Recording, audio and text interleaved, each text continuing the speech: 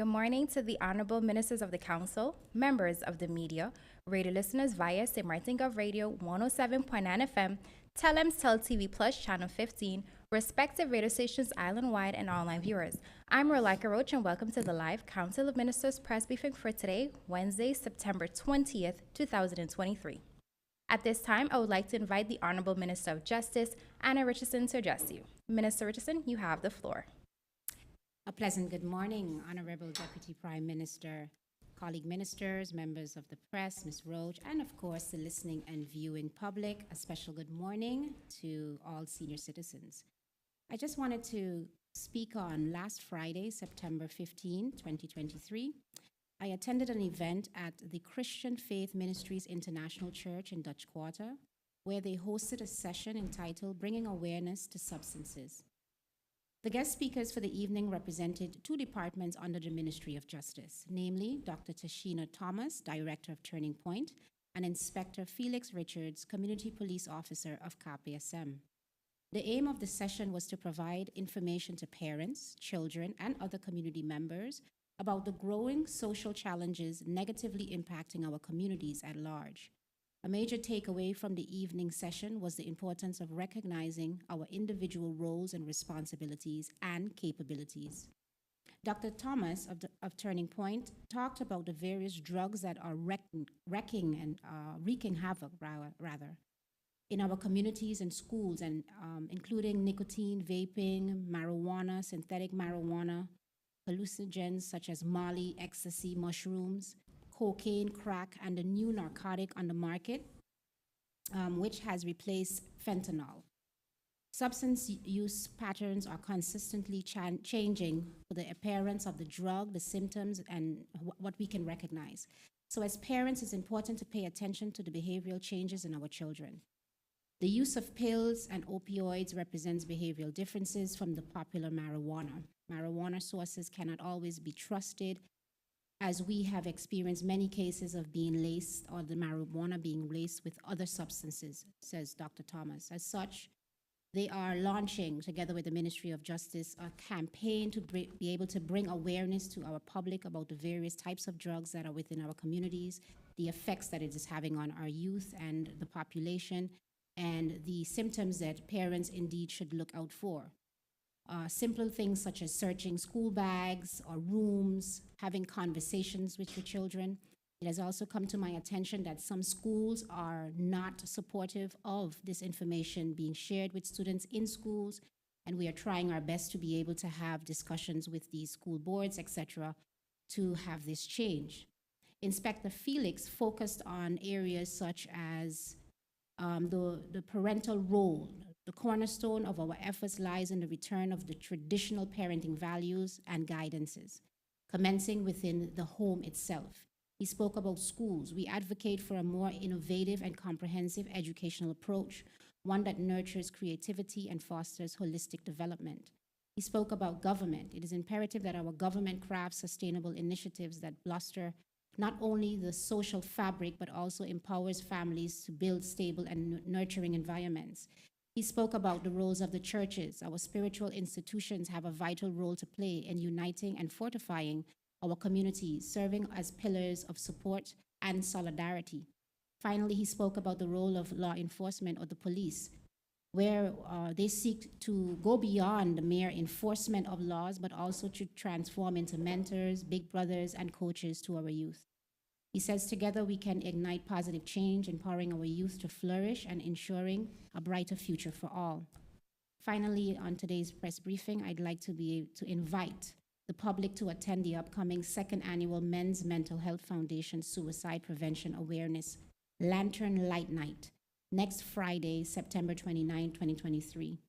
The goal of this annual initiative is to remember those who have lost their lives to suicide, and to keep those who are struggling with their mental health in our prayers, and of course, to bring awareness.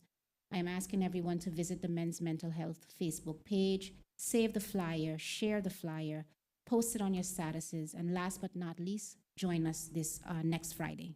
Thank you. Thank you, Minister Richardson, for your opening remarks.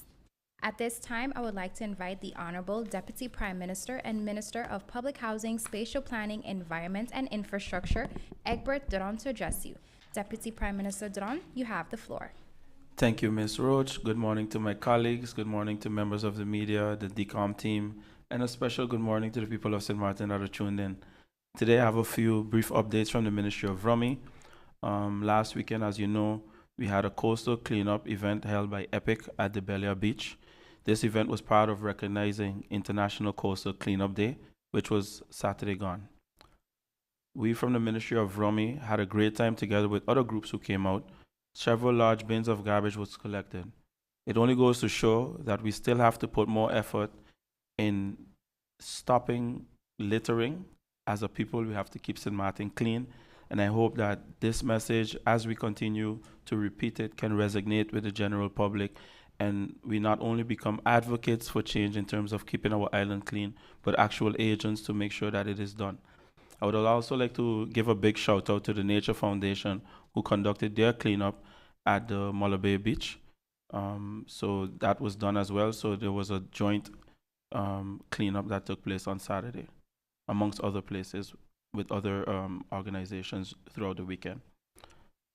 In regards to the Prince Bernard Bridge, the metal plates were installed a few days ago. These plates are part of the flooring on the pedestrian walkway to cross the bridge. The bridge will be completed shortly, and we can look forward to persons being able to finally use the walkway again. We are proud of the work that was being carried out internally, and which, as I mentioned over and over again, this helped us cut on costs significantly. Lastly, for the Ministry of Rummy, in regards to housing, we are currently in discussions with the World Bank and NRPB as we continue to strengthen the foundation that is needed to increase the housing stock here on St. Martin. Currently, the technical discussions that are going on related to the updating of the current performance agreement that was made in 1997 between the government of St. Martin and St. Martin Housing Development Foundation. As the Ministry of Rummy, we are aiming to have the agreed upon version of the new performance agreement before the end of this year. This housing project, which a mission is currently ongoing, includes bringing on board the housing experts to support the institutional strengthening of our ministry as well. We will continue to keep the public informed, as we know housing has been a major concern here on St. Martin when it comes to social housing, and remains a top priority for us as a ministry. I have a few brief updates from the Ministry of General Affairs.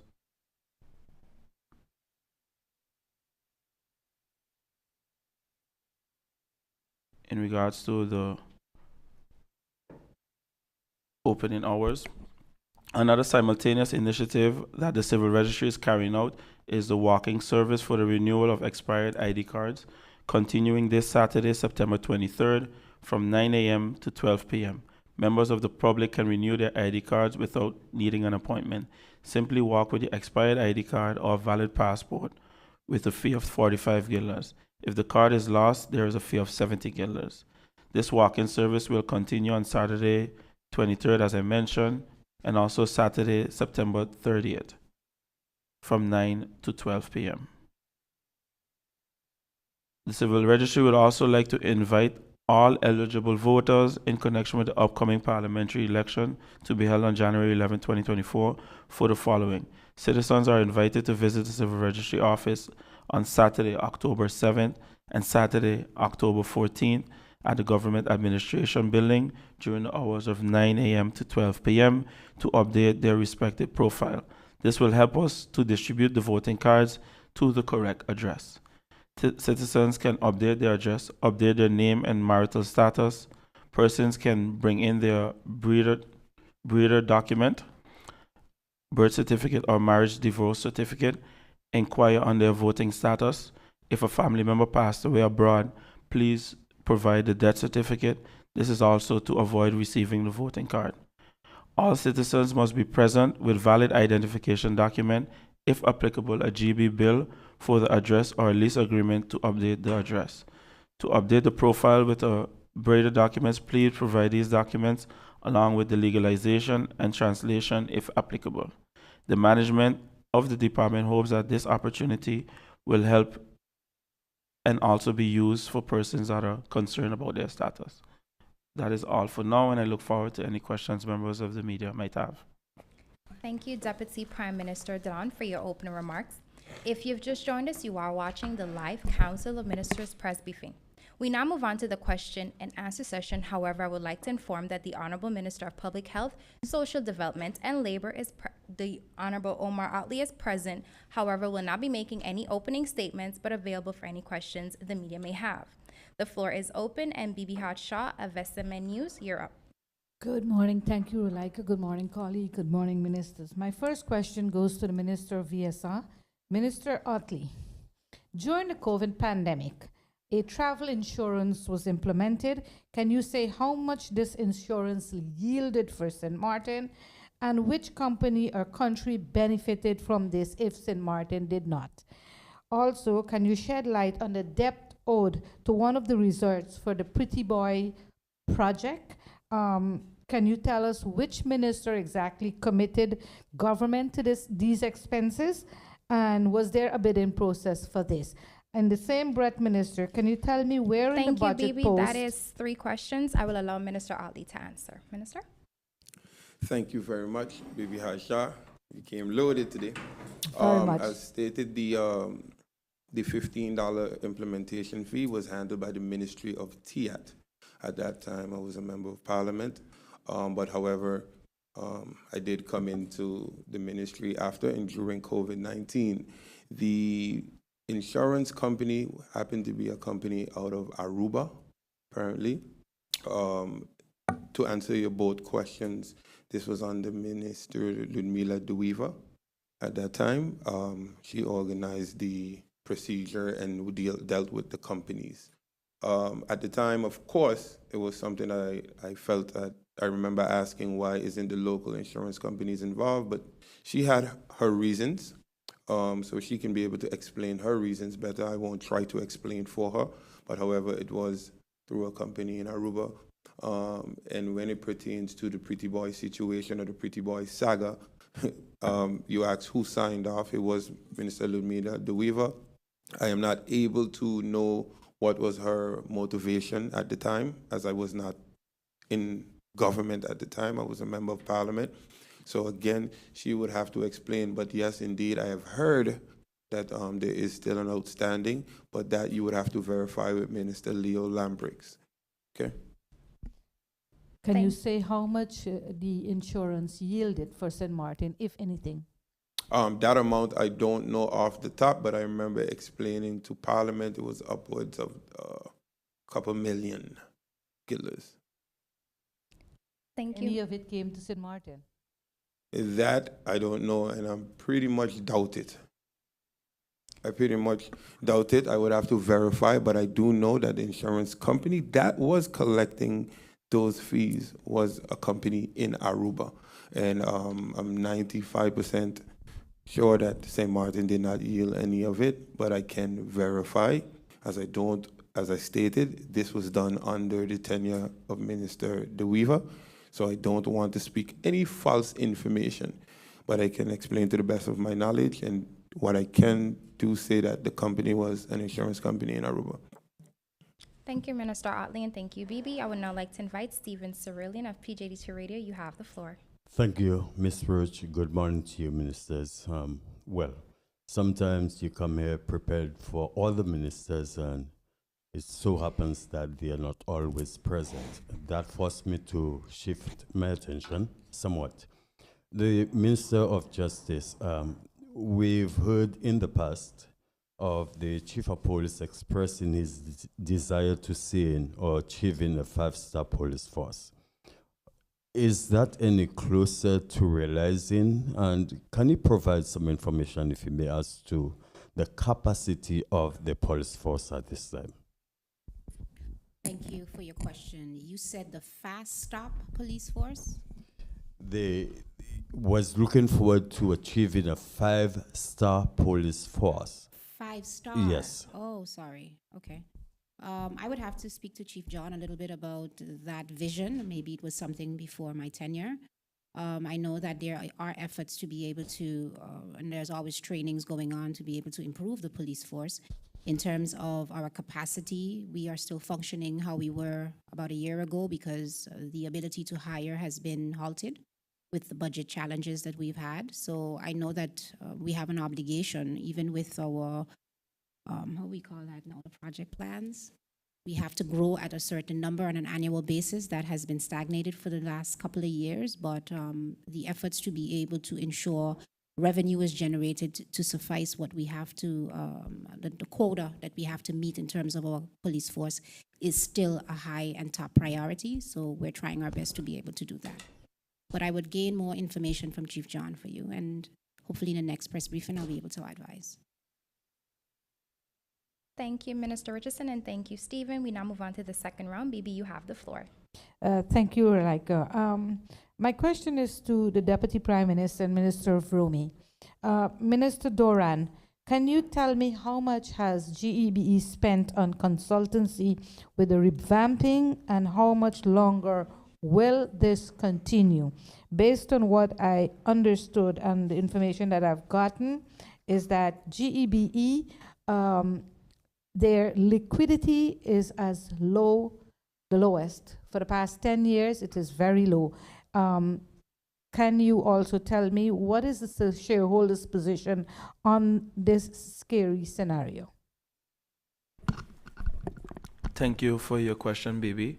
With respect to how much they are spending or have spent on consultancy over the last couple of months, I simply don't have the answer to that at this point. I'm not sure if that was communicated to the Prime Minister. So I will have to follow up with the Cabinet and get back on that point. And the second question was, what is the shareholders' position on their current liquidity position? I don't know their current liquidity position at this point. So that will also be something we'll have to follow up on. Thank you, DPM, and thank you, Bibi. Stephen, you have the floor. The Minister of Justice again. Minister, earlier on you spoke of the substance abuse among our youths. You said steps have been made in order to at least curb the problem.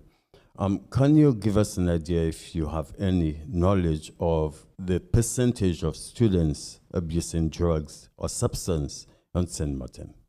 Thank you for that very great question, Mr. Cerillion, because it is a great focus of ours. I won't be able to give you the actual numbers and statistics. Definitely, I know Dr. Thomas from Turning Point has those, but the concern is quite large. There's even concern that a lot of our students are seeing to it that they engage in substance abuse prior to going into school. Many of them are not able to focus as they need to. There is concerns about the level of aggression that they are displaying has contribution from that as well. There is campaigns being launched on our radios. There's going to be campaigns on our social media pages. You can look out for those.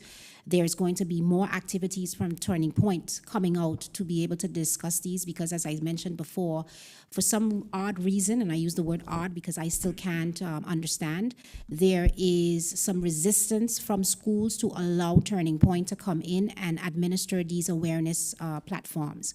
That for me is alarming. So in my discussions with Turning Point, I said, no problem. If we can't go into schools, then we make it a very public platform of awareness. So that's what we're driving to do.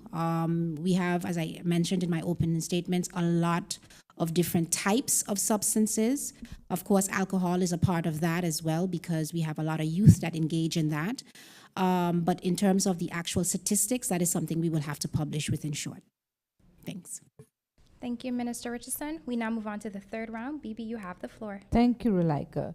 Minister Utley, can you tell me the EAS funds, where has it been booked in the budget as an income for the government? And can you also tell me, as the acting minister of TIAT, what is the contingency plan for the food crisis? Okay, great. The actual budget post number I'll have to give to you, but however, I can tell you that during the COVID crisis, when the hospital was overcapacitated, we had to find isolation facilities, in which we did assist with that. We got numerous bids.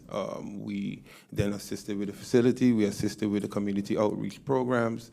and so forth when it pertains to vaccinations and et cetera, et cetera, et cetera. But the exact budget report, I'll gladly let you know, definitely, but I can always say what happened, where the money went, and account for that money. And that money for EHAS, I would like to state, was not related to the entrance fee. The money you speak of is the testing fee, in which a percentage goes to the Ministry of VSI and another percentage goes to the testing facility. Just wanted to make that clear. Thank you, Minister. Oh, yes. Food crisis. The food crisis. Yes, what is the contingency plan for the food crisis? Or food crisis, like a shortage or Yes, any of the sort? throughout the several countries already reporting that there is a food crisis, and if you go to the supermarkets on St. Martin, most of the days many shelves are empty. That is exactly, well, that's actually a question. Now we speak for the Ministry of TIAT. As I was Minister of TIAT, remember I went and not only met with the Dominican Republic, where we were going to start to see if the distributors in St. Martin would be willing to purchase from them as opposed from Miami for a cheaper cost. We had the meeting. The distributors were on board as long as the Dominican Republic can guarantee continuous supply. Even after that, we spoke about agriculture, in which everyone made a big deal, but that was a contingency plan where we was going to acquire large parcels of land elsewhere that's not in the hurricane belt. And we met with the local agricultural committees on St. Martin, and we were starting the program. So that is what was in place when I was there. I would have to follow up with the Minister of TIAT to see how far they are, as I'm now back in VSR, and what you speak of is a responsibility of the Ministry of TIAT, but I'm pretty sure they're on it. But we will follow up with them to see, provide you with an answer. Thank you, Minister Otley, and thank you, Bibi. Stephen, you have the floor. Thank you, Mr. Roach. My question is for the Minister of ESA. And Minister, I'm going to pose a question to you. As a former Minister of TIAT, in acting, that is, the marketplace project started under your watch. Can you provide some information as to how far ahead is that project? How soon do we foresee groundbreaking and what have you? And what happens to the occupants of the location? Perfect, great question. Actually, the marketplace was something that was actually before my time and used as a political ploy. Why I say that is because upon my tenure as TIAT, I attempted to use the same design that was done before, and the Ministry of Rummy stated that that design never passed their inspection. The design was basically not in line with regulations. So therefore we met, we redesigned, we collaborated with the Ministry of Rummy and Royal Caribbean. We got the design, we got approval, and also we were to rectify the budget. However, swap of ministers, but I'm happy to announce that the minister did continue the vision, and according to the minister, not me, according to the minister, the groundbreaking is scheduled within the next couple of months.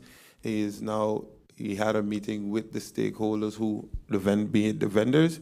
They are willing to be moved. The idea is to be moved to, from what I understand, the old government building parking lot. I guess I don't know if that's a collaboration that from you have to verify, but I'm only speaking what I understand. The vendors are willing to be moved because they want their new marketplace. So according to the Minister of TIAT, we are expected groundbreaking within the next couple of months. When I was there, I know we met with the stakeholders, everything was approved, and we're finally moving. He has took it over, and he has continued to push forward. And with his words, it'll be groundbreaking within a couple of months. Yes. Are you in a position to say as to exactly when the transition period will be taking place for the vendors? Not really, because I really don't want to say something that put in. That's why I know that the process has started. To my knowledge, they were in the process of acquiring the temporary facility, be it a tent or temporary facility to place the market vendors. But for safety net, he did say this is one thing that was related to me, is that within a couple of months, he plans to break ground. If I was the minister, I'll give you a definite date, but I don't want to speak for the minister and put him in an awkward position. But I do know he did say within a couple of months. Thank you, Minister. We now move on to the fourth and final round. Bibi, you have the floor. Thank you, Alaika. Minister Doran, where are we with the district cleaning contracts? And can you tell me, what I'm seeing, Minister, is that SOAB are being used for both tendering and recruitment, yet the advices from SOAB, in my opinion, are not being followed. But I'd like to know exactly with the district cleaning contracts, where are we? With respect to the question on district cleaning contracts, they are very much active and they are currently cleaning the districts. So that's the current status of it. But who have been doing it? Is it Vromi people, or were the contracts issued? The contracts was issued a couple months ago. Thank you. You're welcome. Stephen, you have the floor. Thank you, Mr. Rich. My final question is for the Minister of Romy. Minister, for some strange reason, the road markings have come to a halt. We notice that the French side is continuing with this. St. Peter's Road is still in a deplorable condition, certain places of the road, of course. What's your plan for this stretch of road? Thank you for your question, Stephen. I'll answer the question firstly on the road situation in general, and then the second part I will touch on the paint. Money is the major issue. Finances is a main challenge that we have. As I mentioned here on various occasions, the budget that I have on a yearly basis is 2.1 million guilders, which can barely scratch the surface when it comes to the attention that our road network requires. I was really banking and still banking and awaiting the capital expenditures approval, because in that we had 8.6 million guilders approximately in total when it comes to main roads and side roads, which are 3.6 was going towards hard surfacing of side roads with concrete, and 5 million extra on top of the 2.1 million. So that would have definitely made, and I'm going to say will definitely make an impact once it's finalized. I spoke to the Minister of Finance last week, and CapEx is awaiting final approval, if I'm not mistaken, still by the second chamber, in order for us to receive those funds. It was approved by CFT. It was approved by the Kingdom Council of Ministers, and the last checkpoint is being awaited on so that we can move forward with that.